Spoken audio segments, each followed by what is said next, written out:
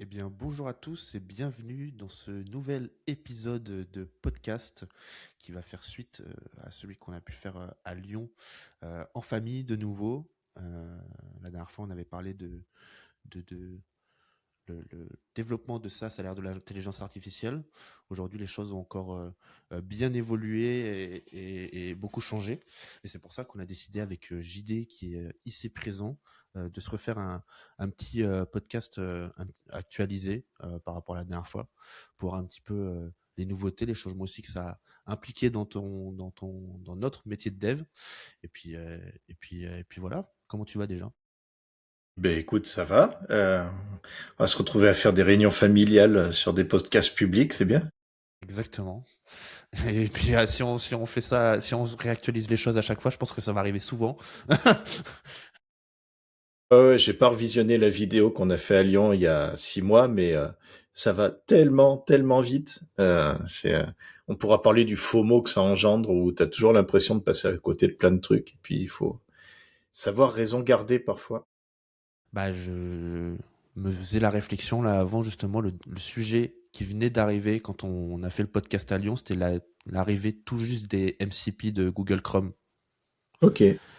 Donc il s'est passé quand même quelques trucs depuis. Et là, cette semaine, on est en train de parler de la fin possible des MCP. Donc comme ça. Et la boucle est bouclée. C'est magnifique. Du coup, bah ouais, nouveau podcast à ce sujet.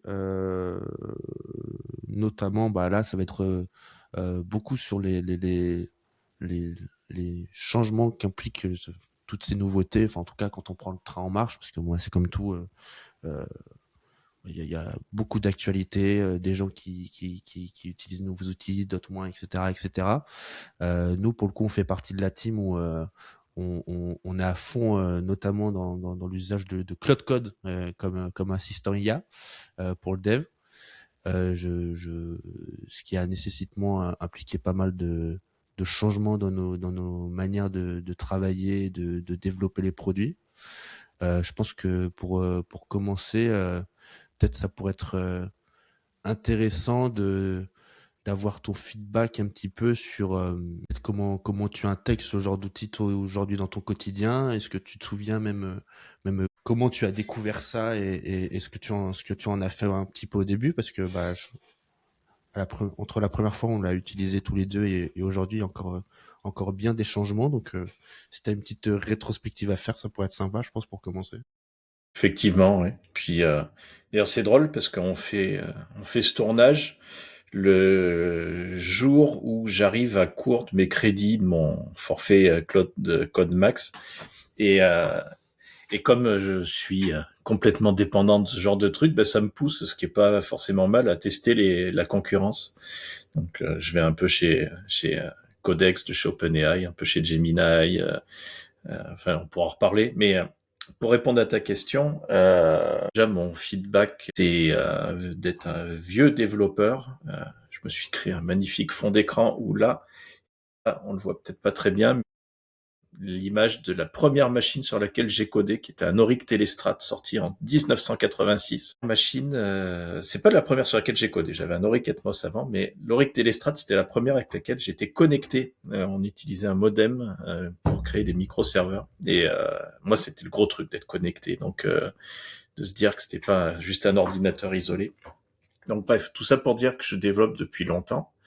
Et quand l'IA est arrivée, ben mon premier réflexe a été celui d'un gros scepticisme, tout simplement parce que quand t'es dev de longue date, des nouveaux outils, il en sort tous les 6 mois, quoi. Il y a des trucs où t'es une grosse merde si tu utilises pas tel framework, ou il faut absolument passer à tel langage, et puis euh, t'es- t'es- tu te rends vite compte en fait que les modes vont et viennent, puis qu'il y a des grosses tendances, mais que il y a plein de trucs.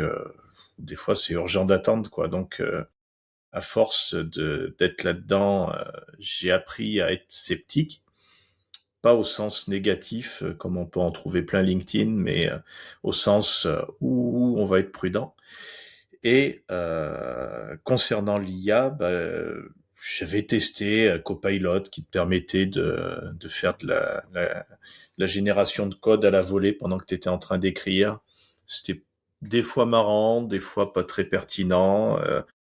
C'était un peu bof, bof, bof. Et puis j'avoue que j'ai pris une grosse claque. C'était à la rentrée dernière. C'était à peu près au moment où on se causait à Lyon, où là j'ai réalisé que le métier changeait et il changeait pour de bon en termes de développement informatique. Euh, j'ai jamais été, je me suis jamais considéré comme vibe codeur au sens où je continue à penser que c'est une discipline qui est honorable mais qui est pas ce que je fais. Le vibe coding, en deux mots, c'est le fait de juste être limite, t'as pas besoin d'ordi, tu fais ça avec ton téléphone et tu dis donc alors je veux une app qui génère les factures avec un header rose et puis la TVA française en dessous. Et tu demandes à l'IA de se démerder et elle génère des choses, mais c'est pas le métier que j'ai l'impression de faire. Depuis que effectivement j'ai intégré les outils anthropiques, et c'était ceux qui étaient les plus satisfaisants à l'époque.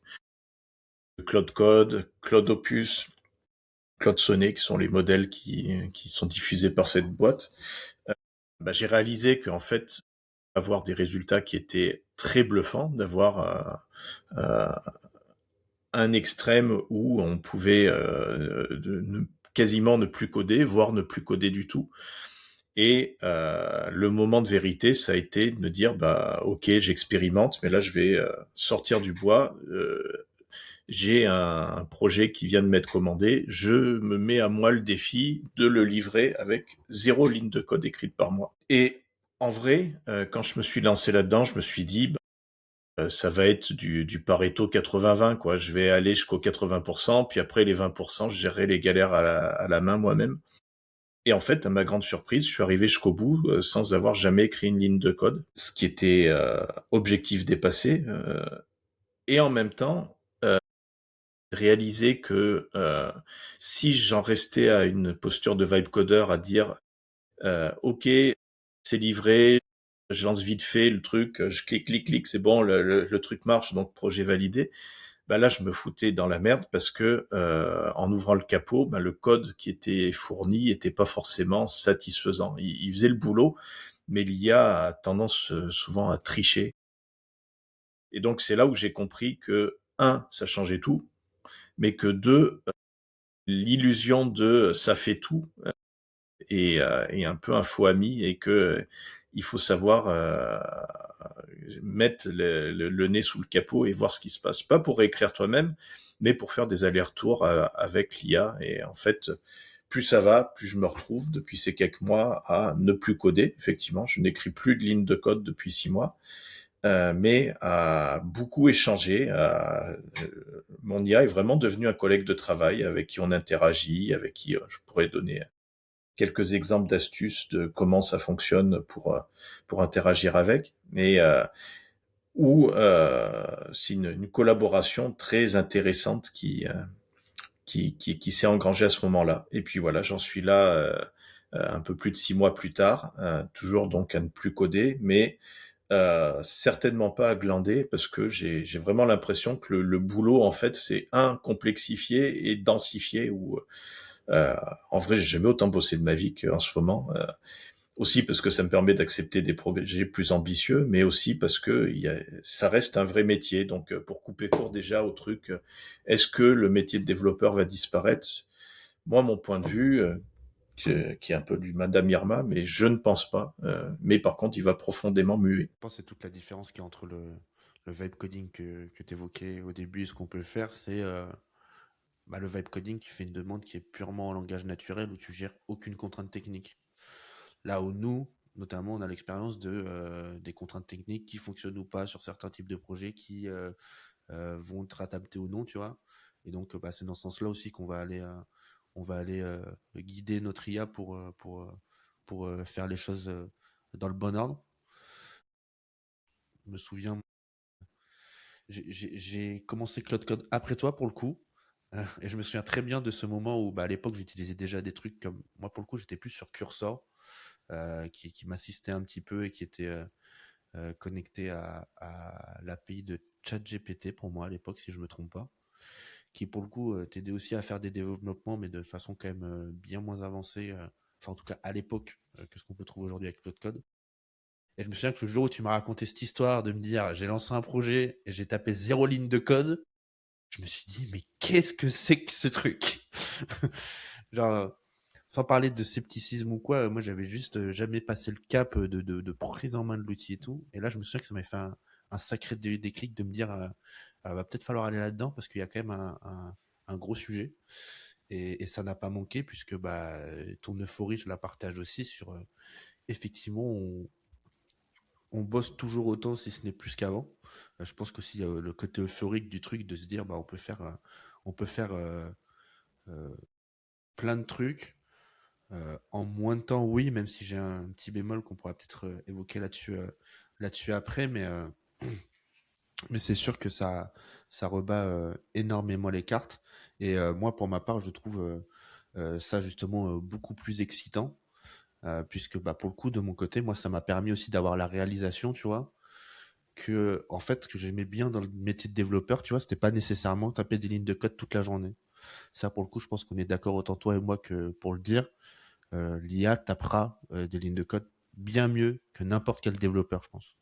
En revanche, le côté d'avoir la réflexion, d'imaginer le produit, d'architecturer les choses, de structurer les choses, de chercher de bonnes solutions, voire même de pouvoir tester différentes choses différentes, tu vois. Ça, c'est ça l'excitation du tu refais jamais la même chose, tu vois. Tu vois vraiment de nouvelles choses et je trouve ça super chouette. Et pour le coup, ça m'a redonné vraiment le plaisir d'aller construire des produits, quoi. C'est le même truc. Je pense qu'il y a toute une catégorie de développeurs qui sont soit très sceptiques, soit très tristes de l'évolution que prend ce métier, parce que leur plaisir, il était purement technique. Mais il me semble que, et toi comme moi, on a au commun d'avoir la culture de l'app utile. Moi, je me suis toujours vu comme un artisan qui forge des outils pour aider les gens. Et ce qui m'intéresse, c'est ce que les gens vont faire avec ces outils. C'est pas l'outil en soi, c'est juste un véhicule, un moyen. Puis, euh, en vrai, ça fait longtemps que je fais ce métier et j'étais en train de m'en lasser, mais énormément. Et je me suis fait la réflexion en fait que il y a un indicateur qui je trouve est très parlant, même s'il est tout con, c'est que ça faisait plusieurs mois que j'étais obligé d'installer ces petits outils sur son téléphone pour restreindre les réseaux sociaux. Quand tu passes trop de temps sur ton téléphone, tu dis bah voilà, je m'accorde juste 20 minutes. Euh, et en fait, je me suis aperçu que depuis que j'ai switché de métier comme ça, ben, j'ai plus besoin de ces outils-là parce que j'ai pas l'excuse d'aller sur les réseaux sociaux. Je suis tellement focus et dans ce que je fais et j'y prends du plaisir que je m'éclate à nouveau dans mon métier sans avoir besoin de me dire allez, il faut que je me motive, il faut que je sois plus rigoureux. Ça vient tout seul en fait. Et tout le temps où Claude bosse à générer des trucs, en fait, moi, je le passe à me faire beaucoup de R&D, à faire du test produit, à tester des nouvelles librairies, à voir comment enrichir le truc. Puis, on parlera sans doute de la vague des agents IA, qui est, je crois, le gros truc de 2026. En fait, concevoir un écosystème autour de tes agents IA, c'est sélectionner les outils, puis les mettre en place. Et c'est super intéressant, en fait. Et donc, les deux fondamentaux sur lesquels je me suis recentré, c'est ça, c'est faire sur l'aspect technologique beaucoup de veille, beaucoup de sur quoi je vais m'appuyer, parce que faire du YOLO génère ça de zéro, bah, il va faire ce qu'il peut. Mais en revanche, si tu lui dis génère ça en te basant sur telle librairie, tel framework, tel truc, ça va donner un cas d'une solidité qui sera incomparable. Et puis l'autre aspect sur lequel je prends beaucoup de plaisir, c'est un truc que j'avais plus fait depuis mes études, c'est de réfléchir à la façon d'architecturer une application, de la façon de gérer tout un tas de trucs au niveau de comment on intègre les tests, comment on intègre la résilience d'une application, comment on va utiliser des concepts de structure de code, des concepts objets, des design patterns, des principes un peu théoriques. Il y a des bouquins là-dessus sur le clean coding, sur la clean architecture. Et ça, c'était des trucs en fait que j'avais mis de côté depuis la fin de mes études. À l'époque, les profs m'avaient dit c'est important, c'est important. Et puis, euh, et là, en fait, de se libérer du temps à plus coder, ben en fait, c'est beaucoup de temps que je passe à préparer en amont des choses pour que l'IA soit dans un cadre que j'ai défini et où je sais qu'elle va pas faire de la merde parce que elle est justement encadrée. Hmm. Ouais, c'est clair. Moi, c'est là où j'ai un petit bémol, tu vois, sur. Je pense qu'on surestime un petit peu le temps qu'on gagne, mais c'est une bonne nouvelle en soi. C'est que pour moi, autant effectivement sur la partie opérationnelle, bah, il n'y a pas débat, hein. Le code sort à une vitesse quand même assez folle. D'ailleurs, des fois, Claude Code estime euh, le temps que ça mettrait quand il te planifie une fonctionnalité à faire normalement. Et puis quand tu vois versus quand il la met en place, en général, c'est assez bluffant. Je pense qu'on doit bien diviser le temps par 10. Mais surtout, c'est là où c'est une bonne nouvelle, c'est que en fait, bah, c'est ce que tu dis, et moi je le ressens beaucoup, c'est que certes on met moins de temps à coder, et il y a un élément qui est important et qui a toujours été ultra important dans le métier de dev, c'est la R&D. Et on l'a souvent sous-estimé parce qu'on est pris par les projets, parce que bah, on a des projets clients à bosser, et du coup c'est quelque chose qu'on met en second plan. Mais toujours, que ce soit la formation, quelle que soit, enfin c'est juste de la logique, du bon sens du métier de développeur, tu dois faire de la R&D pour être à jour, mine de rien, de ce qui fait sur le marché, etc. Et aujourd'hui, avec ce truc-là, bah, je trouve que c'est ce qui fait que les projets qu'on peut livrer sont encore plus quali et plus solides quand on les construit bien. C'est que ce temps de R&D, bah, il est démultiplié. Comme tu le disais, avec le temps qu'on gagne, on peut passer plus de temps à aller chercher des librairies, chercher de nouvelles choses, tester de nouvelles technos, etc., voir comment ça fonctionne. Et moi, je le vois sur un projet, certes, je perds peut-être, je sais pas, je dis n'importe quoi, 50-60% de moins de temps à taper des lignes de code, mais par contre, j'en rajoute 30% à vraiment chercher de bonnes solutions et de trouver des trucs chouettes, tu vois. Et ça, c'est un truc que je ressens et qui ressort vachement et que je trouve euh, qui est une bonne chose amenée par le fait qu'on utilise ce genre d'outils, quoi. Vraiment, on se replonge dans le basique du métier de développeur, mais pour de bonnes raisons, quoi. Et je trouve ça vraiment très, très cool, quoi. Et toi, en fait, t'as des anecdotes sur des projets que t'as menés comme ça. Je sais que t'as expérimenté pour faire des trucs pour toi, pour t'amuser. J'ai vu passer une DeLorean en 3D qui était assez rigolote. Et qu'est-ce que ça a changé dans ton relationnel avec tes clients, avec la nature même de ta prestation? Je pense qu'avec les clients, ça change pas beaucoup en vrai, parce que la valeur est là, voire démultipliée. Juste le curseur, il est déplacé, tu vois. Aujourd'hui, la valeur, elle est peut-être pas forcément dans le code que tu vas taper, dans le produit qui va en sortir, mais effectivement dans cet accompagnement que tu vas pouvoir amener sur le produit, dans la manière de le construire. Maintenant, effectivement, bah moi, au début, quand j'ai testé Claude Code, le premier truc que je me suis dit, c'est qu'est-ce que je fais comme projet pour tester, quoi. Donc, effectivement, je suis allé un peu dans tous les sens, et surtout, je m'en suis pas rendu compte du premier coup, mais un des premiers trucs que j'ai fait, c'était de voir dans quelle mesure j'arrivais à faire un projet, pour le coup, sur des technos que je ne connaissais pas et apprendre comment ça fonctionnait, tu vois. Et c'est là aussi où ça m'a tout de suite fait capter la puissance de truc, parce que justement, le projet dont tu parles, c'est un projet où en gros, je suis un grand fan de la série de Retour vers le futur. Et je me suis dit, et aussi j'aime beaucoup les jeux vidéo, et je me suis dit dans quelle mesure j'arrive avec Claude à développer un jeu de navigateur où, bah justement, bah je mets en scène une DeLorean et tout. Et donc ça a été un de mes premiers projets avec Claude Code où j'ai challengé ça et j'avais été bluffé de voir à quel point, bah, autant dans l'apprentissage de ces technos que dans la réalisation du truc, même sans que j'y connaisse grand chose. Et la subtilité en plus par-dessus ça, c'est que c'était un jour où je devais être avec mes enfants, je crois que je les gardais en même temps et je faisais ça un petit peu en parallèle. Et j'arrivais à faire des trucs, quoi. Donc évidemment, on s'entend, c'était pas au top du top parce que j'étais loin d'être expert sur le truc et tout. Mais ça m'avait déjà un peu reflété la puissance du truc, quoi. Et j'avais été assez bluffé par ça. Et puis je faisais que ça, je testais des projets, j'avais une idée. Là, pour le coup, ça se rapprocherait vraiment du vibe coding parce que c'était vraiment histoire de tester le truc. Mais déjà, ça m'avait bien déclic à me dire, ah punaise, il y a vraiment des choses à faire. Après, bah, quand je me suis intéressé vraiment de manière plus profonde à la méthodologie, voir comment la méthode que j'utilisais moi pour développer, je pouvais l'adapter, la réintégrer dans un usage avec l'IA, bah effectivement, j'ai des process qui ont un peu changé, mais effectivement aussi, j'ai du temps qui est passé, bah, plus notamment sur la partie cahier des charges du produit, euh, parce que c'est un peu la base du truc, mais ça m'avait effectivement vraiment beaucoup bluffé. Et aujourd'hui, bah, moi, tous les projets comme toi, je les fais aussi avec Cloud Code. Euh, c'est un peu le truc que j'idéalisais, mais qui finissait par arriver, tu vois, et que tu décrivais un peu tout à l'heure, c'est bah, tu as toutes les cartes pour imaginer ce que tu veux, construire des produits et tout, et avoir la petite main derrière qui te le développe, tu vois. Et ça, moi, j'adore. C'est vraiment un peu le ressenti, tu vois. Je parlerai pas de dire que c'est le stagiaire qui vient de faire le truc, mais dans l'idée, c'est un peu ça. Et ça, c'est vrai que c'est un truc qui a beaucoup changé ma perception.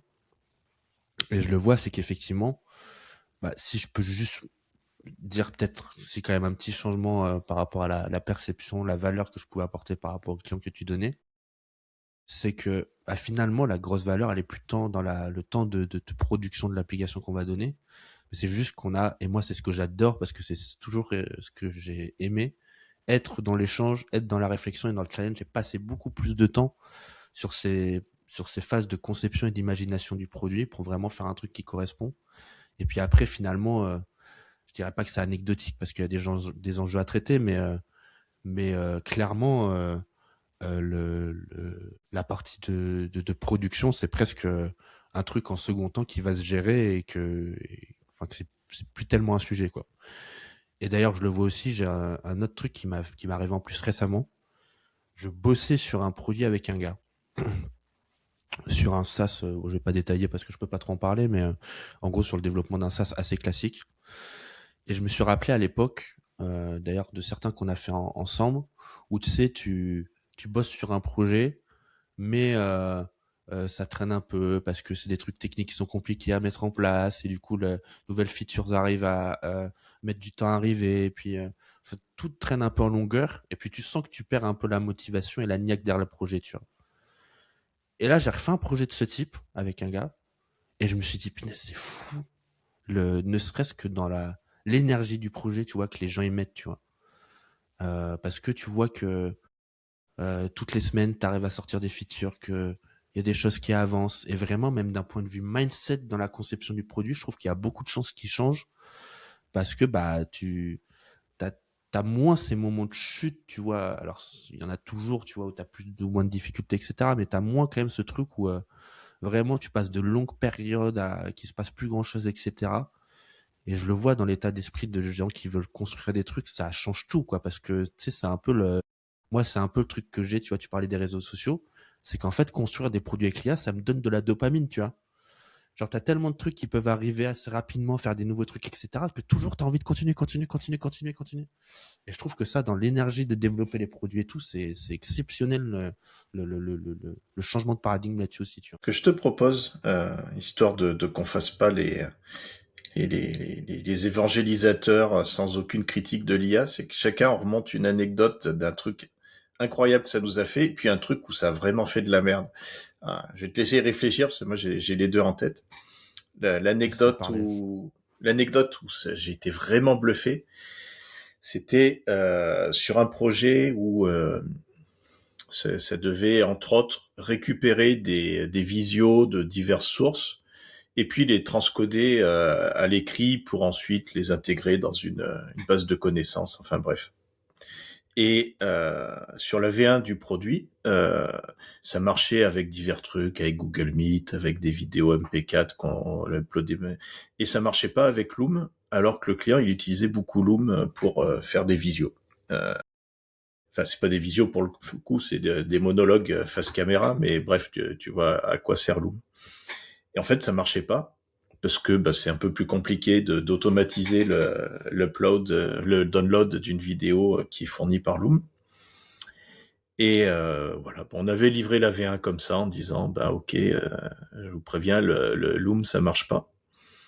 Et entre temps, en fait, j'avais mis en place un petit outil sur un autre serveur qui faisait du download automatisé de plein de trucs où j'en ai besoin pour faire du crawling automatisé, enfin bref. Et j'avais réussi, mais de manière prototypaire, en fait, à télécharger une vidéo Loom. Et j'en avais fait ce qu'on appelle un skill, c'est-à-dire un petit mode d'emploi qui dit à l'IA, bah voilà, si tu veux utiliser cet outil, il faut faire ça, ça, ça. Puis j'en étais resté là, et puis je me suis dit, bah ok, quand on discutera de la V2, on le fera. Et sur l'outil donc qui marchait sans Loom, en fait, il se trouvait que le client, bah, des fois, il tentait le coup quand même. Tu sais, le client, il essaye de filouter. Il balançait des URL de vidéo Loom, puis ça plantait. Et, sur un autre problème, j'ai demandé à mon IA, bah, va scruter les logs de cette application et liste-moi les problèmes qu'il peut y avoir et vois ce que tu peux faire. Et en fait, dans les problèmes qu'il a listés, il y avait entre autres ces trucs des vidéos Loom où je savais même pas que le client en fait il tentait sa chance. Et en fait, sans que je fasse rien, il m'a dit ah ouais, dans les logs j'ai vu que le client il galérait à télécharger du Loom, mais comme j'ai trouvé un skill sur le disque, ben, en fait j'ai testé, ça marche, donc ben, j'ai implémenté le download de vidéo Loom. Et what the fuck, en fait, j'avais même pas eu le temps de deviser l'extension au client qu'en fait l'IA m'avait résolu sans même que je lui demande, simplement parce qu'il avait scruté les logs. Et le truc, l'anecdote où là ça m'a bien fait de la merde, c'est qu'il faut comprendre un truc, c'est que un LLM, il va en priorité tenter de faire des trucs en autonomie, donc générer du code, ça c'est une chose qu'il sait bien faire. Et uniquement s'il n'y arrive pas, il va aller sur le net. C'est ce que font les LLM depuis 2 ans maintenant. Ils vont sur le net pour trouver des solutions là où ils y arrivent pas tout seuls. Et ça, c'est important de comprendre ça parce que ça veut dire qu'il va toujours chercher à résoudre le truc par lui-même. Et en fait, bah, ça veut dire aussi qu'il aura très vite tendance à générer le code de zéro, from scratch, alors que toi, tu irais t'appuyer sur une librairie existante et que c'est évident que c'est ça qu'il faut faire. Ça, je me suis fait piéger plein de fois. Il y a eu une fois où je lui avais demandé de rajouter des petites animations CSS sur un site web. Et puis là, bah, c'est typique, tu utilises un animate.js ou enfin il y a plein de librairies qui font des super belles animations. Et lui, en fait, bah, il a pas du tout fait ça. Il a recréé de zéro un système d'animation qu'il a mis en place sur le site parce qu'il s'en est sorti sans ça. Et en fait, il m'a recréé un truc alors qu'il suffisait de télécharger un .js sur le net et en 2 secondes, c'était fait. Et puis, il m'a improvisé des animations, mais c'était pas terrible. Et j'ai eu un autre exemple où il a fait encore pire là-dessus. C'est que bah, le fameux système de serveur que j'ai qui fait du crawling sur le net et qui va aspirer des sites, je l'avais filé, bah, c'était à ton frangin en fait, où je lui avais fait comme un petit skill en fait pour que son IA à lui sache utiliser mon serveur. Et en fait, son IA a mal compris le skill et il a cru que c'était le cahier des charges de ce qu'il y avait à faire. Donc en fait, je crois que Gab, il a pris le truc et puis il a lancé son LLM dessus, puis il est parti pisser. Et le temps qu'il revienne, en fait, il est en train de recréer le système que j'avais dans un coin. Ouais. Et ça peut, j'ai plein d'anecdotes comme ça où ça part en couille parce que, ben en fait, pour lui, pisser du code, c'est pas un effort, quoi. C'est juste griller du token, mais à la limite, ça augmente le chiffre d'affaires d'Anthropic. Ça n'a jamais été un problème pour un agent de coding de pisser du code, et donc il aura trop tendance, je pense, à faire ça. À toi. Je pense sur le plus gros effet wow que j'ai eu, ce sera pas à ton niveau quand même, je pense, parce que moi je suis pas à ce point encore dans l'utilisation d'agents. Mais je sais que j'ai eu quelques fonctionnalités particulièrement quand même que j'ai pu développer assisté par IA, où c'est des trucs, tu sais qu'en tant que dev, quand on te demande ça, c'est un peu presque la mauvaise nouvelle, tu vois. Tu sais que tu vas en chier et que ça va être galère de ouf. Et notamment, moi, j'avais un sujet de migration de données sur du WordPress chez un client. Et par expérience, je sais qu'en général, les sujets de migration comme ça peut être un peu sensible parce qu'il faut faire attention qu'au début, tu prennes bien le truc, à la fin, tu aies bien le bon résultat, que s'il y a des merges, machin et tout, ce soit bien fait. Et j'ai fait ce travail-là avec l'IA. En fait, la logique est... Enfin, je l'ai fait en, pour le coup, en bossant bien le brief initialement, c'est-à-dire que j'avais fait vraiment des schémas, des tableaux avec... D'ailleurs, je crois que tu as une anecdote un peu comme ça, toi. Des tableaux de correspondance de trucs pour savoir le point de départ A, où c'est qu'il doit aller en B, etc. S'il y a des merges à faire, des trucs, il faut faire comme ci, comme ça, comme ça. Et je me suis dit, bon, on va tester, puis on va voir si ça passe. Et en one shot, il l'a fait, mais genre, j'avais rien à reprendre, quoi. Et comme ça peut paraître un peu anodin, mais c'est des sujets qui, quand tu dois le faire à la main, sont tellement chronophages et difficiles à gérer que là, quand j'ai vu ça et que je me suis dit, putain, j'ai passé euh, quelques heures peut-être au lieu de, je sais pas, dans la fin, enfin, on l'aurait fait à la main, ça aurait pu prendre des semaines, peut-être même. Et je me suis dit, waouh, bah là, on est vraiment dans un truc qui est assez impressionnant et presque vertigineux quand même. Je me suis dit, si des trucs aussi avancés, quand ils sont bien cadrés, ils sont capables de les faire aussi proprement, j'avais été, je me souviens, assez surpris quand même. Et sinon, sur le truc le moins bon, mais je pense que ça va être un lien un peu avec ta deuxième anecdote, c'est que je vois des fois que dans les prompts, t'as beau avoir l'impression d'être très clair, concis, etc. L'IA ne va pas du tout comprendre la même chose. Moi, je me suis retrouvé notamment par exemple, sur un projet, tu vois, où en gros, j'avais euh, un site qui est un site vitrine assez classique, mais où il y a un certain lien dans le menu qui redirigeait vers un autre domaine, tu vois. Et l'autre domaine, c'était un truc qui correspondait à un studio qui présentait des projets et tout. Et le truc, bah, dans le prompt, en gros, je lui ai dit, je veux je veux virer cet usage de deux domaines, je veux enlever le truc de studio, bah là, je raccourcis, mais pour utiliser que le domaine principal. Et tu vois, l'IA, bah, au lieu de juste virer l'usage du domaine, elle a complètement squeezé la partie du site qui était sur le deuxième domaine. Et je me suis dit, ah, bon. Et en fait, il y a plein de petits cas comme ça au quotidien où, genre, tu, enfin, t'as vraiment comme un humain en face de toi, comme un dev à qui tu pourrais déléguer une tâche, le truc où il comprend pas ce que tu veux faire, tu vois. Et ça m'est arrivé plusieurs fois quand même.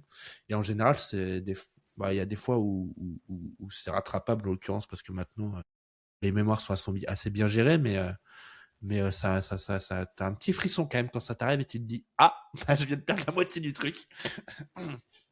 Bah, après, Ah il y a ouais, toujours une IA aura énormément de mal à te dire je suis désolé frérot, mais là j'y arrive pas. Elle va toujours trouver un moyen pour y arriver. Et ça, c'est parce que bah, un LLM, c'est juste un truc de statistique où il faut absolument trouver un chemin dans un labyrinthe. Et elle est très douée pour trouver un chemin dans un labyrinthe, y compris sur des fois où ça n'a aucun sens, et où en fait la seule réaction qu'il faudrait qu'elle ait, c'est de dire bah non, là c'est juste pas possible, ou c'est tellement de la merde qu'il faut pas faire ça. Ou... j'ai le truc aussi des fois où c'est arrivé qu'elle se, enfin ça paraît décevant, mais c'est décevant, mais où elle s'oblige à implémenter un truc où c'est de la merde. Tu sais que t'as l'impression qu'elle sait que ça fonctionnera pas. Tu sais, j'ai en tête des, tu vois, je voulais connecter des outils externes à une application, donc en passant par une API. Et elle se forçait à utiliser un truc de doc qu'elle avait trouvé qui fonctionnait pas. Et t'avais beau lui dire non, mais machin, regarde, dans la doc, ça dit ça. Elle voulait, je sais pas pourquoi, elle changeait pas de prime, tu vois. Et après, bah aussi, il y a le sujet où elles n'arrivent pas forcément à accéder à toutes les ressources, mais il y a des trucs comme ça, des fois, où c'est dur de les faire sortir de leur truc quand même, quoi. Les deux astuces que j'ai par rapport à ça, qui résolvent pas tout, mais qui, moi, me sauvent la mise souvent. Le premier, c'est la façon de gérer le contexte. Il y a des fois où typique quand une IA est engluée dans une tâche, c'est qu'elle tourne en boucle sur un contexte qui est de plus en plus labyrinthique et puis elle s'en sort Ouais. plus. Le contexte, donc c'est l'historique des conversations qu'elle a en mémoire. Et il y a des fois où je lui dis, bah écoute, laisse tomber, génère-moi un fichier de doc de ce que tu as fait qui marche. Et après, je fais un reset du contexte et je lui dis, à partir du fichier de doc suivant, qui est celui qu'elle a généré il y a 5 minutes, ben continue. Et il y a un côté balle neuve qui fait que très souvent ça va bien mieux quand tu fais ça. Et, euh, et le second truc, le plus important, je pense, c'est que jamais je lui lance dans un truc sans qu'elle me pose des questions. Euh, à chaque fois, je lui dis ne fais rien pour le moment, pose-moi toutes les questions qui te sont utiles pour qu'on soit bien sûr que tu aies bien compris ou que parce que bah, quand tu fais un prompt, il y a peut-être des zones d'ombre dans lesquelles elle va s'engouffrer pour faire de la merde. Et à chaque fois, mais des fois, il peut y avoir 30 questions, quoi, où elle me pose des trucs dans le détail, et puis je réexplique ou j'explique un truc que j'avais oublié d'expliquer, et ça résout bien des choses. Puis il y a des fois où mes réponses n'ont pas d'intérêt, mais où dans la question qu'elle me pose, je pige qu'elle a pas compris. Et là, bah, ça permet d'arrêter les frais avant qu'elle parte en couille complet, quoi. Et c'est vraiment le premier conseil, mais pas pour du développement. Quand on utilise une IA, c'est la plupart des gens qui râlent après un chat GPT en disant c'est que de la merde, c'est qu'ils font une question, il y a la réponse qui arrive, la réponse est de la merde, on arrête là. Alors que c'est tout un échange, quoi. C'est en affinant, en faisant un vrai travail de maïeutique.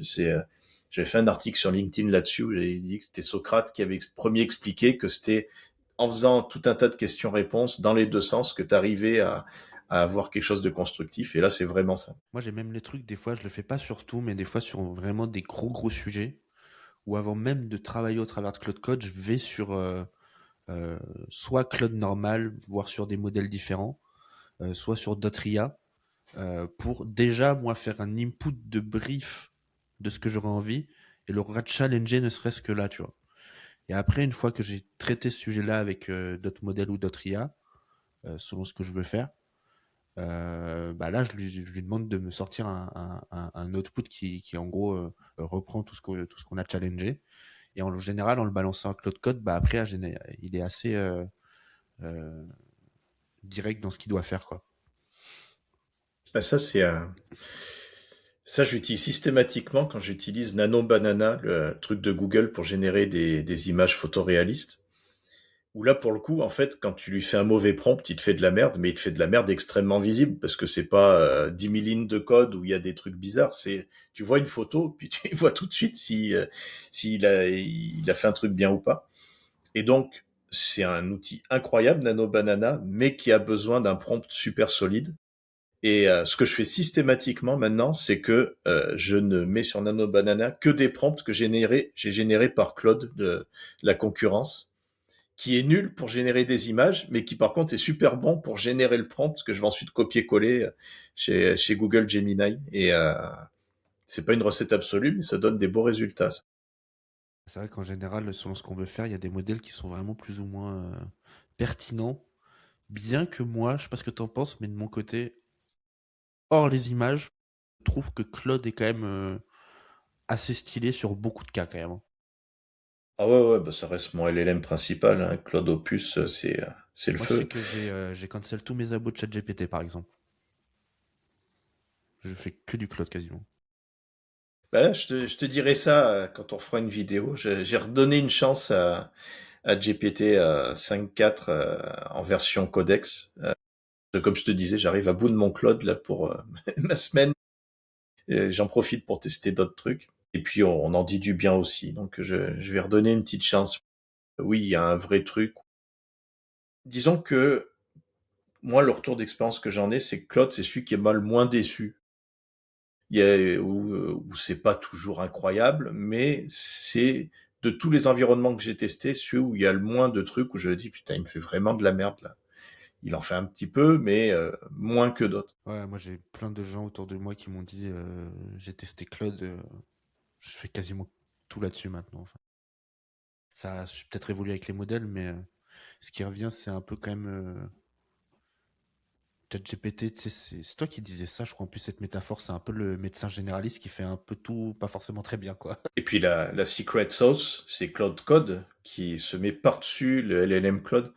En fait, pour ceux qui pigent pas bien la différence, euh, quand on utilise ChatGPT à la main, en fait, ce que font beaucoup de développeurs encore maintenant, c'est ChatGPT génère du code, ils copie-collent le code dans leur éditeur, ils le lancent, ça fait un message d'erreur, ils copie-collent le message d'erreur, ils le mettent dans ChatGPT, puis c'est ainsi comme ça, en faisant des allers-retours, qu'ils arrivent à quelque chose qui est à peu près d'aplomb. Et en fait, un agent tel que Claude Code ou Codex, il en existe plein, automatise ces allers-retours. C'est-à-dire que là, dans l'exemple que j'ai donné, tu vas faire 2-3 allers-retours avec ton ChatGPT pour jusqu'à que ça tourne. Que ça tourne bien, ça c'est autre chose, mais que ça tourne. Alors qu'un Claude Code, vu qu'il automatise les allers-retours entre le LLM qui est l'intelligence et ton code, bah lui, il va pouvoir faire s'il a besoin de 150 itérations pour converger vers un truc nickel, il va les faire, il s'en fout. Et c'est là que vient la différence, en fait. C'est de l'industrialisation du copier-coller. Et donc, bah, de la même manière qu'un chat GPT où tu t'arrêtes à la première réponse, bah, ça sera forcément décevant. Bah, lui, il automatise tellement tout qu'il va s'arrêter à la 150e réponse. Et là, bah, c'est facile de comprendre qu'on converge vers du mieux.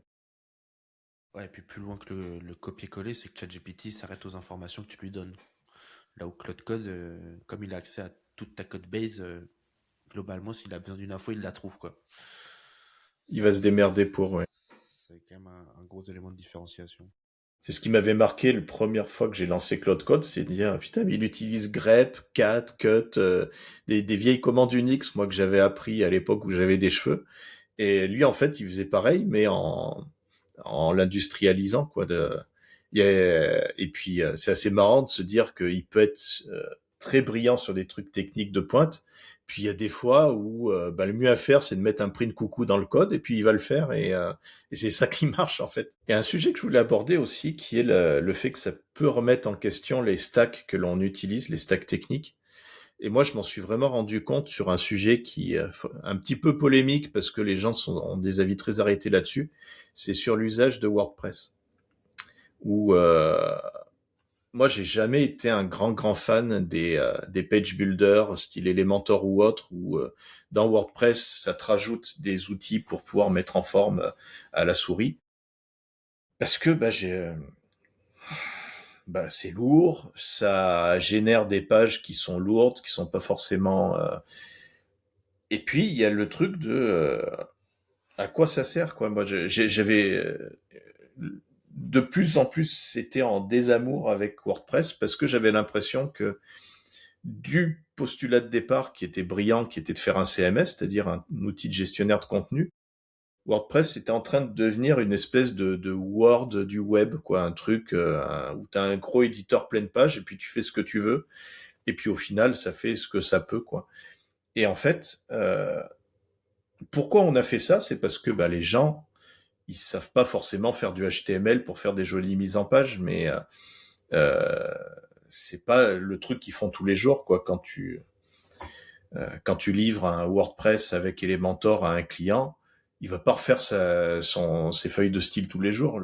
99% du temps, il va juste se contenter de rédiger du contenu. Ce pourquoi WordPress était fait au départ et où il tourne très bien, très vite, très efficacement. Et on lui met dans les potes un Elementor qui rassure, au sens de dire vous pouvez faire tout ce que vous voulez. Mais en fait, ça va répondre juste au 1% du temps où il aurait des choses à rectifier. Par contre, la lourdeur induite, ben, il l'a 100% du temps. Et, euh, et en fait, j'ai fait toute une vidéo de démo de WordPress pilotée par Claude Code où je renverse ce postulat-là et de dire on va utiliser un WordPress vanilla, comme on dit, un WordPress vraiment avec que dalle dedans.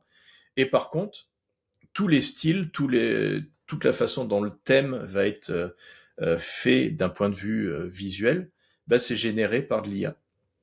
Et je trouve que ça amène un truc qui est super intéressant. Déjà parce que bah, on peut arriver avec des outils, un Figma ou un Stitch, où il y en a plein, à générer des looks de sites qui sont carrément mieux que ce que tu pourrais faire avec Elementor.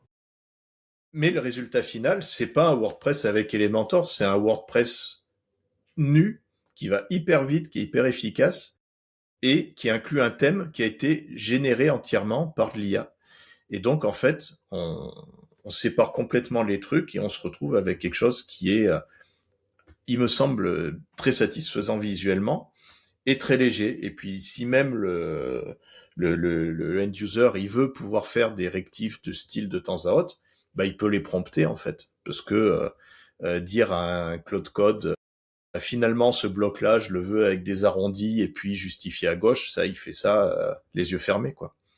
Et voilà, je suis pas en train de vendre ma méthode WordPress, parce que WordPress, il y a 10 milliards de façons de l'utiliser, mais je pense que c'est une bonne illustration du fait que des fois, euh, il faut savoir remettre en question ses choix précédents. Si je mets un Elementor dans les pattes d'une IA, ça va être hyper compliqué. Il va pas savoir très bien l'utiliser. Il va tenter de simuler le JSON ou le XML qu'il y a derrière, mais ça va faire un truc qui est bizarre parce qu'Elementor est pas fait pour ça. Alors que un thème WordPress, c'est des fichiers HTML, CSS, c'est des templates, et ça, un Cloud Code, c'est très bien de générer. Ouais. Je pense que c'est un truc qui revient beaucoup avec l'IA, mais de manière plus générale. Euh, Juste entre parenthèses d'ailleurs sur le sujet WordPress, toi c'est un peu cette façon de faire là qui m'a convaincu parce que je me souviens qu'au début on avait le débat de se dire mais quand tu vois à quelle vitesse tu peux pondre un site aujourd'hui avec l'IA vitrine avec quelques frameworks que ce soit, moi je te disais mais à quoi bon utiliser un WordPress en face de ça, tu vois. Et effectivement là c'est un juste milieu que tu as présenté qui m'a un peu plus convaincu dans l'intérêt de garder le côté administrable de WordPress tout en ayant cette possibilité-là de générer un thème de manière assez rapide, on va dire. Mais je pense que c'est un truc qui revient de manière du coup plus générale dans l'IA, euh, dans l'utilisation de l'IA en tout cas. C'est que là, bah, WordPress, comme bien d'autres, c'est un CMS pour le coup qui est très cadré. C'est-à-dire que WordPress a des manières de construire ses thèmes, a des manières de créer des fonctionnalités, etc., assez cadrées et guidées par le CMS qui veut ça. Et tout comme bah, d'autres frameworks pour différents langages qu'on pourrait utiliser. J'en cite certains, Laravel en PHP pour du back-end, on utilise du Vue.js avec Nux, ce genre de choses pour du front-end. L'idée derrière ça, c'est vraiment de se dire que c'est des librairies qui sont encadrées, construites par des gens euh, qui savent le faire et donc amènent aussi tout un côté régie et sécurisé de ce qu'on peut développer. Et dans le challenge de la stack technique, je pense que c'est assez intéressant à signer parce que nous, je sais qu'à l'époque, avant, je dis ça comme si c'était il y a 10 ans, mais il y a quelques années de ça, avant que l'IA arrive, nous, on avait pris le parti pris de se dire, quand on bossait vraiment ensemble, on va construire notre propre stack technique custom. On s'était fait toute une stack en PHP qui était ultra adaptée à nos besoins, qui utilisait des modèles, des trucs comme ça, et qui fonctionnait bien. Mais c'est là où arrive le challenge technique, le re-challengement plutôt des stacks qu'on peut utiliser aujourd'hui avec l'IA. C'est que l'IA, si on la met dans des écosystèmes comme ça, qui sont pas cadrés, où elle peut faire un peu ce qu'elle veut, bah, ça peut vite partir en vrille. Là aujourd'hui, je pense que c'est quasiment indispensable, et c'est pour ça qu'on a switché aussi là-dessus, que de l'utiliser dans ces cadres-là qui sont beaucoup plus orientés, etc., comme les frameworks ou WordPress dans notre cas, ça fait qu'on peut aller implémenter des choses plus rapidement et en espérant qu'elle fasse moins de conneries. Et je pense que ça démontre assez bien le changement de prisme qu'il y a là-dessus et l'intérêt que ça a dans ce que tu décris. Complètement. Quand je disais que WordPress était polémique, c'est que tu vas trouver plein de gens qui seront attachés à leur Elementor et qui voudront pas s'en débarrasser. Et puis à l'autre bout du spectre, tu vas avoir plein de gens qui vont dire, ben en fait, vu que ça génère tout, pourquoi on se fait chier avec WordPress, on génère un site de A à Z et puis YOLO. Euh, et je pense que comme souvent dans la vie, la vraie réponse la plus adaptée, elle est dans la modération et le juste milieu, quoi. Il y a des fois où il faut savoir dire au revoir à certains trucs et puis se fier à l'IA. C'est le cas de tout le beau framework custom qu'on s'était fait à l'époque de JDNco et puis qui maintenant est à la poubelle parce qu'on fait bien mieux. Ou c'est le cas de Elementor dans l'exemple que je donne. Et puis il y a est-ce qu'on va aller jusqu'à acheter WordPress? Et pour moi ma réponse est pas forcément parce que déjà c'est pas parce que nous on a envie de révolutionner le truc qu'il faut révolutionner le truc pour tout le monde. Et puis la petite secrétaire de mairie ou la nana qui est pourquoi je dis des nanas d'ailleurs, ça peut être des hommes pareils, l'être humain qui est en charge de gérer l'éditorial d'un site, lui il est habitué, il a ses habitudes dans WordPress, pourquoi on va d'un coup lui donner autre chose?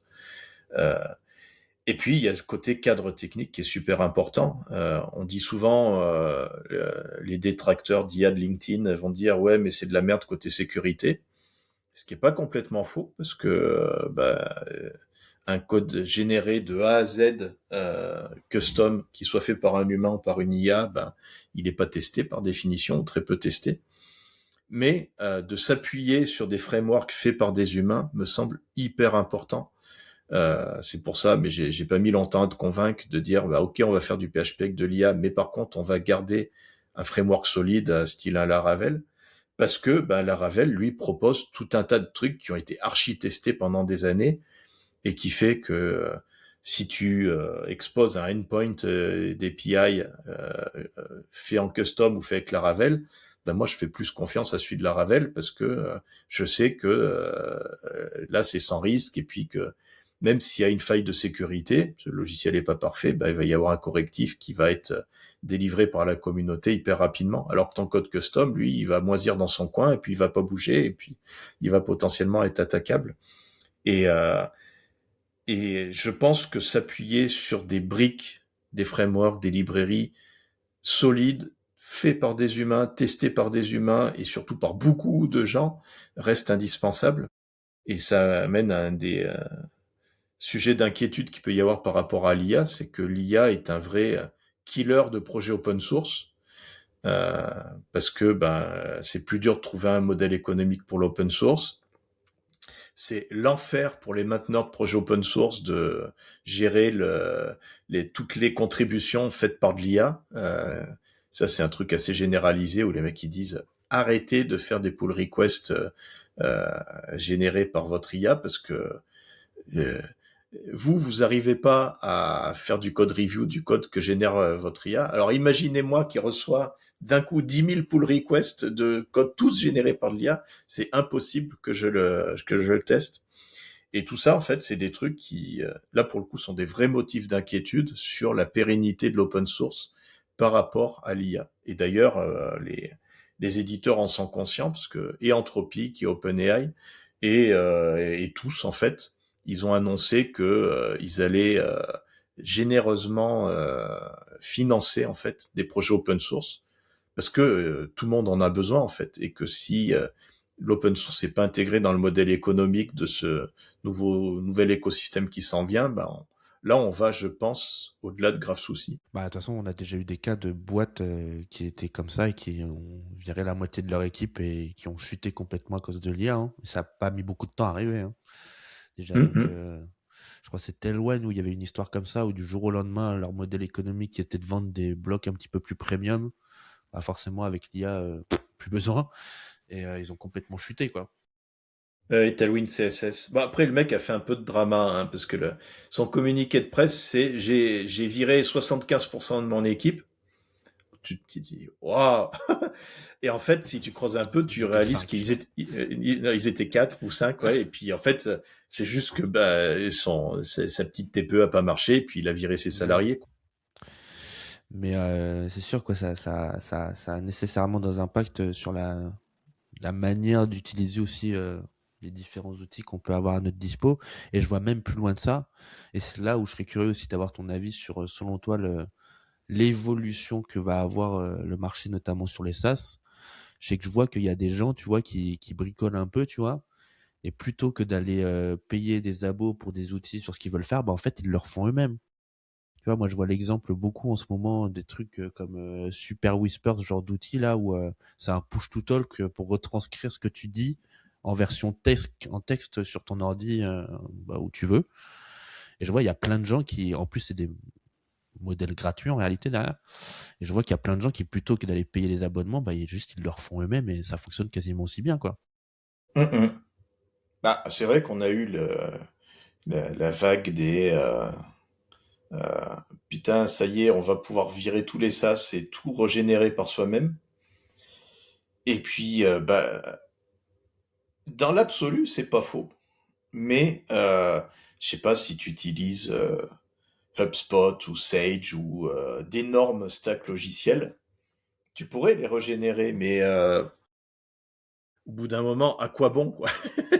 Ouais. Donc la dépendance à ces outils, elle va rester, je pense, assez forte. En revanche, sur des petits projets, les petits éditeurs logiciels qui faisaient effectivement Super Whisper en a un exemple, mais plein d'autres trucs, quoi, des petits outils qui étaient très utiles, qui étaient vendus 10 dollars, et puis t'arrivais à faire vivre deux, trois personnes là-dessus. Et là, il y a des vrais motifs d'inquiétude parce que effectivement, ça peut être complètement remplacé. Après, il y a un autre truc qui est que nous, on est à fond là-dedans. Il faut pas oublier que voilà, 80% des devs sont pas du tout là-dedans et 99% du grand public est pas du tout, du tout, du tout là-dedans. Ouais, 100%. Ils resteront sur ah, il y a une pub d'un truc qui me plaît, c'est 10 dollars, bah, je vais l'acheter et puis voilà. Moi, c'est un truc que je dis souvent et je pense qu'on est assez proche de ça quand même. C'est qu'effectivement, déjà, il faut avoir le recul de se dire que nous, on est beaucoup là-dedans et qu'on peut être un peu matrixé par ça, mais vis-à-vis de un peu monsieur tout le monde et même des gens qui sont dans l'écosystème du business en ligne, je pense que là, ce qu'on voit à l'arrivée avec le code, sauf pour des cas très précis, un petit peu geek ou avancé, j'ai grosso modo l'impression que c'est un peu la même chose que ce qui s'est passé à l'arrivée des différents outils no code, tu vois. Au début, on disait tous, ah ouais, on va être remplacé par ça, machin, etc. Tout le monde va utiliser nos codes. Et objectivement, la réalité, c'est qu'aujourd'hui, les gens payent des gens pour utiliser ces outils no code.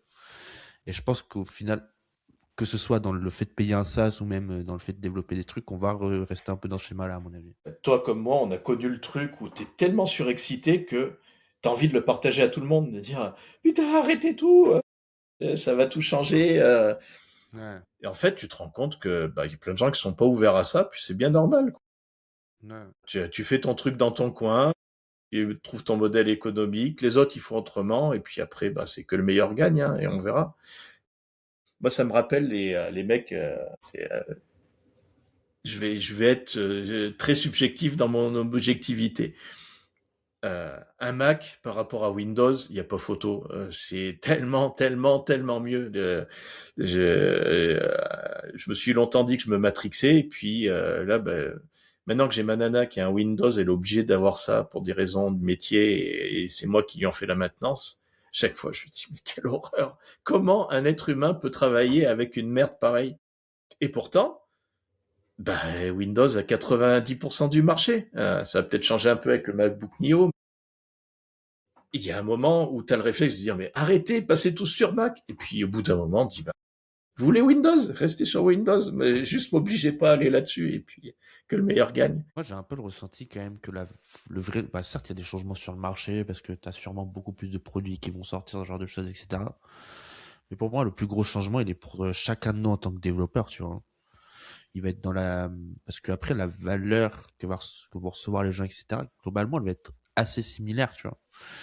Euh, mais pour moi, c'est vraiment plus nous dans notre manière de travailler, dans notre manière de faire les choses.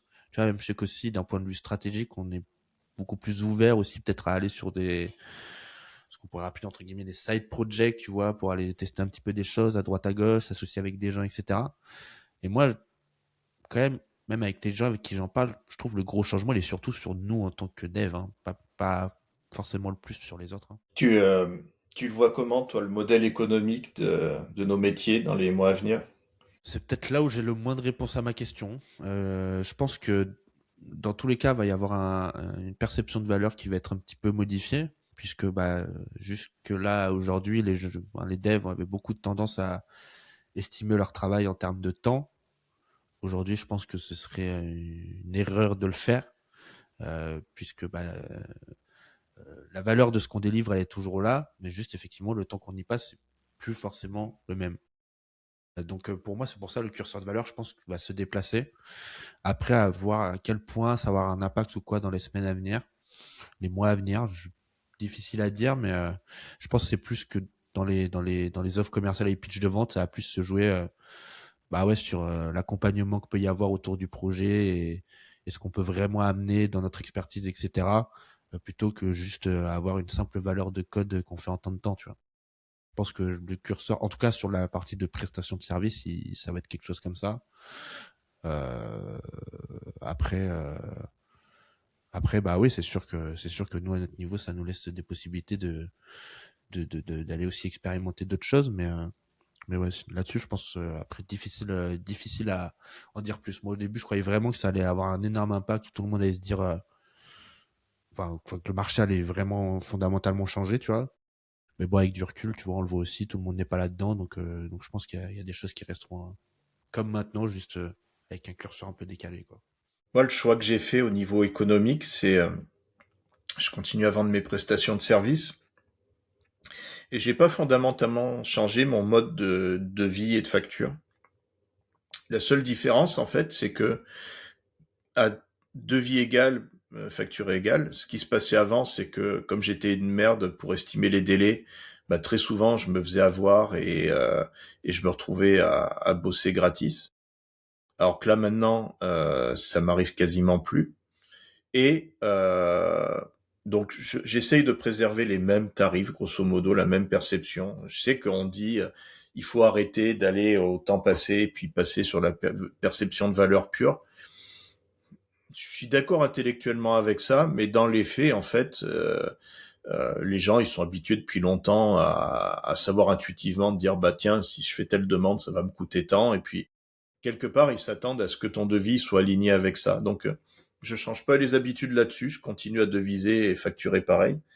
Par contre, moi, je suis plus rentable parce que au moins, je me plante plus dans mes estimatifs. Et j'ai tendance à la seule différence, mais qui fait plaisir et qui fidélise les clients, c'est que je fais de l'over delivery. Je Ouais. fournis toujours des petits goodies en plus, disant tiens ça fait plaisir, style voilà ton truc qui fonctionne et puis là bah, je t'ai mis un petit dashboard avec les statistiques, ça s'affiche avec des jolis graphiques, ça me fait plaisir. Et le mec, il dit, bah, ok, il est content, quoi. Il n'a pas eu de surprise dans son livrable, ça tourne bien. Et en plus, il me fait des petits cadeaux. Et le relationnel que j'ai avec mes clients fonctionne très bien comme ça. Et eux, et pourtant, je le cache même pas que je fais beaucoup de trucs avec de l'IA. Mais eux-mêmes sont pas dans le côté ah ok bon dans ce cas on va te payer 5 fois moins. Euh, dès lors que le qualitatif est en hausse et qu'en plus tu fais des petits cadeaux, tout le monde est content.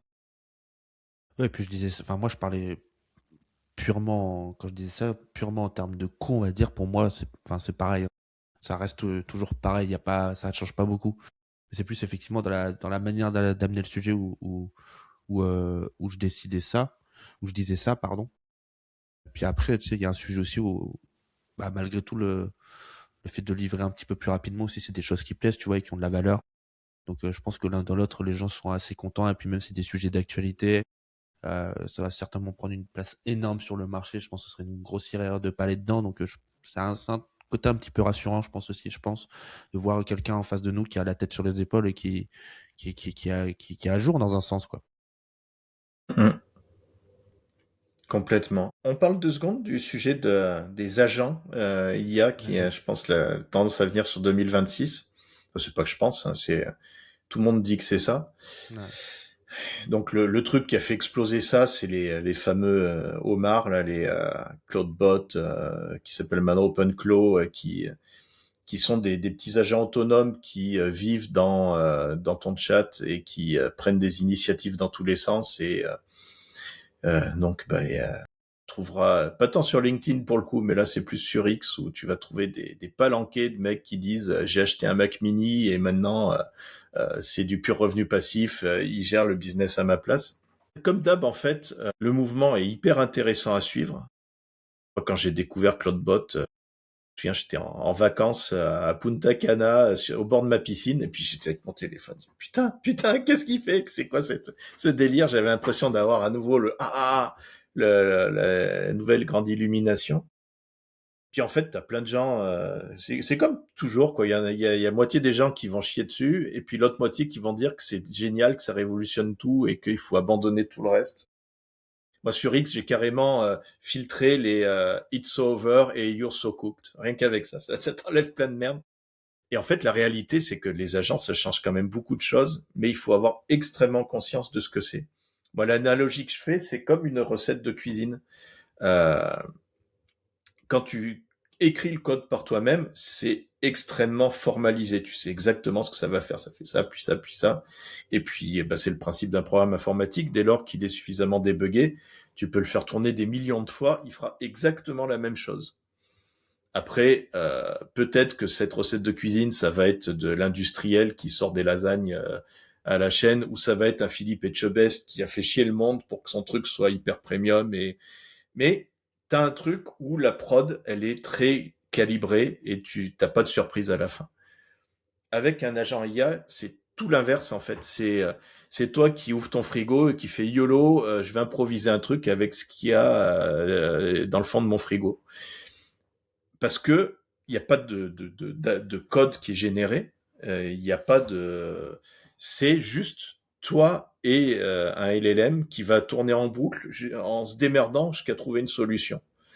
Et de manière très opaque, en fait, tu sais pas du tout ce qu'il fait. Et donc, il y a des fois, il va te faire des trucs incroyables, il y a des fois, il va te faire de la merde absolue, et ça va être très difficile à être produit parce que, à chaque fois, il improvise, quoi. Donc, il y a des tentatives de cadrage en créant des skills, des trucs comme ça, mais en fait, il faut comprendre qu'il y a ces deux extrêmes. Il y a de l'autre côté des trucs très industrialisés, avec du code qui est exécuté, et puis de l'autre côté, des choses où c'est YOLO intégral. Tout ce qu'on a discuté jusqu'à présent, là, sur cette visio, ça reste du code quand même. Un cloud code, comme son nom l'indique, il génère du code. C'est-à-dire que peut-être qu'il va falloir beaucoup itérer dessus, mais à la fin, tu as un truc qui fonctionne et qui va toujours fonctionner de la même manière. Alors qu'un agent IA, t'as zéro garantie qu'il va fonctionner de la même manière. Par contre, il peut faire des trucs incroyables sans aucun effort ou avec très peu d'effort. Et dès lors que tu as compris en fait cette nuance, tu réalises que les deux sont intéressants. Il y a des fois où c'est super important d'avoir un plat cuisiné qui est fait exactement de la même manière, soit parce que il faut répondre aux exigences du guide Michelin qui va tester tes 3 étoiles, soit parce que c'est des lasagnes industrielles et il faut qu'il y ait au moins un produit qui soit toujours le même s'il n'est pas très bon. Et puis, des fois, c'est très utile de faire un YOLO parce que tu ouvres ton frigo et que tu as faim et qu'il faut improviser 3 bricoles avec la saucisse ennemie qui est au fond du frigo et puis des pâtes que tu as dans ton placard. Et je pense qu'on va arriver à un truc où ça va être super intéressant de voir comment ça va venir dès lors qu'on applique les deux, en fait. Et moi, l'usage que je fais des agents, je joue de plus en plus avec, je commence à être à l'étape des orchestrateurs, c'est-à-dire t'as pas un agent, mais t'en as potentiellement plein, et puis ils interagissent entre eux, et puis toi, tu fais des liens entre eux. Mais par contre, mes agents, c'est assez rare que je leur demande de faire du YOLO. Ils sont plus à prendre des initiatives pour appeler des outils que j'ai faits ou pour appeler des outils que j'ai soigneusement sélectionnés. Et en fait, c'est un peu le même truc que de faire du génération de code qui derrière appelle un framework. C'est que il y a un côté où tu utilises la puissance de l'IA, mais à chaque fois, tu t'appuies sur des bases stables et tu arrives quand même à avoir un semblant de stabilité, même dans ton mode YOLO. Mais ça va être passionnant de voir ça. Il y a plein de gens qui disent que le nouvel modèle économique, il viendra de là. C'est-à-dire que, euh, et je pense que ça va être ça, c'est qu'à terme, les boîtes d'IA, les OpenAI, Anthropic et autres, elles vont pas. Pour l'instant, le seul modèle, c'est de vendre du token, ce qui est pas très sexy. Et à terme, je pense qu'elles vont te louer des agents. Voilà, j'ai calibré un super agent pour faire du SEO. Eh ben, tu peux louer ses services à raison d'une heure par jour pour tant d'euros. Et, euh, et on va arriver très certainement à ça. Et en tout cas, moi, mon conseil actuellement, c'est d'avoir un œil très attentif et très critique par rapport à cette notion d'agent, qui peut vraiment changer beaucoup de choses, mais qui peut aussi vraiment faire de la grosse, grosse, grosse merde. Ouais. Moi, ce que j'allais dire, enfin, moi, je suis moins encore dans le sujet que toi, là. Il faut que je m'y mette un peu plus. D'ailleurs, j'ai toujours pas passé le cap d'OpenClaw. C'est encore trop vertigineux dans ma tête, je crois, mais il faut que j'y aille. Bref, peu importe. Mais moi, ce que je vois beaucoup, effectivement, c'est que sans parler du côté YOLO, c'est quand même des gens qui, un peu comme ils délégueraient une tâche, qui suit un process assez guidé. Bon, en fait, là, juste le process, ils le filent à un agent pour qu'il fasse la tâche à leur place, tu vois. C'est jamais trop des trucs vraiment en mode random, en mode de va faire un truc n'importe comment, quoi, de ce que je vois quand même. Bah, les deux existent, tu peux. Hein. Tu peux installer OpenClaw et puis dis-lui, voilà ma carte bancaire, investis, rends-moi riche. Ouais, ouais. Juste ça Ouais, comme mais voilà. prompt, il va faire quelque chose. Je garantis absolument pas du résultat, mais il va le faire. Hein. Sans aucun doute. Non, non, mais c'est plus pour dire que voilà, moi, enfin, des usages que je peux voir, peut-être par exemple, par rapport à ce qu'on peut faire dans le business en ligne ou même sur les trucs plus perso, en général, c'est des choses qui sont assez processisées et guidées. D'ailleurs, j'ai vu quelques cas où c'est important d'être très, très, très précis dans les consignes et bien guidé parce que OpenClaw, pour le coup, de ce que j'ai vu deux, trois fois, et il a la facilité à délirer aussi sur certains trucs. Mais il y a des choses où ça peut être utile. Moi, il y a un cas que j'ai bossé bah, pas plus tard qu'hier, où un agent intelligent cadré m'a amené une vraie valeur ajoutée. C'est sur un système, un programme que j'ai fait moi qui tourne, et puis qui potentiellement, t'es pas, il fait beaucoup de traitements, mais t'es pas trop sûr de la qualité des traitements parce qu'il y a des fois où ça peut planter. Ça dépend de plein de facteurs que c'est pas un long fleuve tranquille.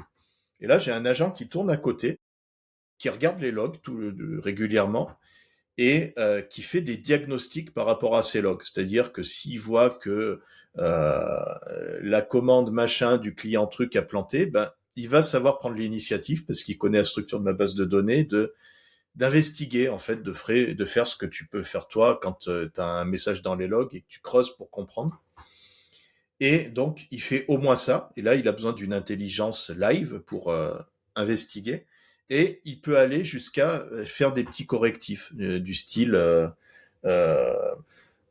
je dis n'importe quoi parce que c'est pas mon projet d'hier, mais si tu réalises qu'il y avait une erreur dans le nom du fichier, ben en fait corrige l'erreur et puis repasse le statut de la tâche à faire, comme ça, bah, ça va le relancer, puis on verra. Et ainsi, bah, là, c'est pas un truc que tu peux processer à l'avance dans du code parce que il va falloir qu'il improvise, mais tu peux t'appuyer sur une intelligence qui tourne en boucle et qui va agir à ta place.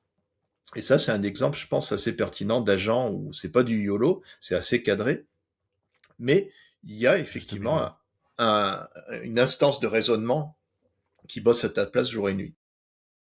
Hyper intéressant. Ah, c'est sûr que ça va être euh, des sujets à suivre prochainement, puisque je pense qu'on est pour le coup vraiment qu'au début. Et je pense que ça laisse penser qu'il va falloir qu'on se retrouve en septembre pour refaire un podcast, quoi. On va faire Ben, une avec échéance plaisir. on va refaire une échéance biannuelle comme ça à chaque fois, Quand je serai jusqu'à en ce qu'on France. soit remplacé par des IA pour faire le podcast. Ouais, j'en suis pas encore là. Ouais. Il y a des fois, je me dis que je vais me faire mon avatar à IA pour qu'il Je connais des fasse des gens qui le vidéos à ma font un peu place. Ouais. sur des contenus. On pourrait se faire avoir des fois. Bon, bah c'était très chouette en tout cas. Je pense qu'on a fait un bon tour d'horizon et un bon update. Plus technique que le premier, mais bah, pour le coup, c'est vraiment sur les tendances axées IA, vibe code, enfin vibe coding ou notre manière de coder. Et un peu plus tech, mais toujours très chouette. Et je pense que ça laisse plein de bonnes perspectives à venir pour faire des trucs sympas. Ouais, puis je pense que les gens, il y a moins de frontières entre le tech d'un côté et puis le, l'usager de l'autre. Parce que maintenant, avant cette visio, j'ai fait un meeting avec des gens qui avaient rien à voir, ou là, pour le coup, c'est des purs usagers. Et puis, je leur donne des mots-clés techniques de temps en temps. J'avais en face à moi une comptable. Je lui ai dit, si ton interlocuteur prononce le mot webbook, déjà, il parle pas d'un book, ça s'écrit pas comme ça. Et là, tu peux dire que c'est intéressant parce que ça va permettre de faire une ce genre d'interaction. Je pense que petit à petit, la frontière entre le tech et le non-tech, puis le vibe code nous l'a prouvé, elle commence à s'estomper. Et quelque part, c'est très bien. Moi, j'étais de plus en plus mal à l'aise à vendre mes prestats en me disant j'ai le monopole, c'est moi le sachant, donc c'est moi qui vais le faire. Là, on est plus dans de la collab, puis ça fait partie des choses qui fait que notre métier devient éclatant, c'est qu'on est vraiment dans de l'interaction humaine au final on est dans du co-portage de projet et c'est parfait.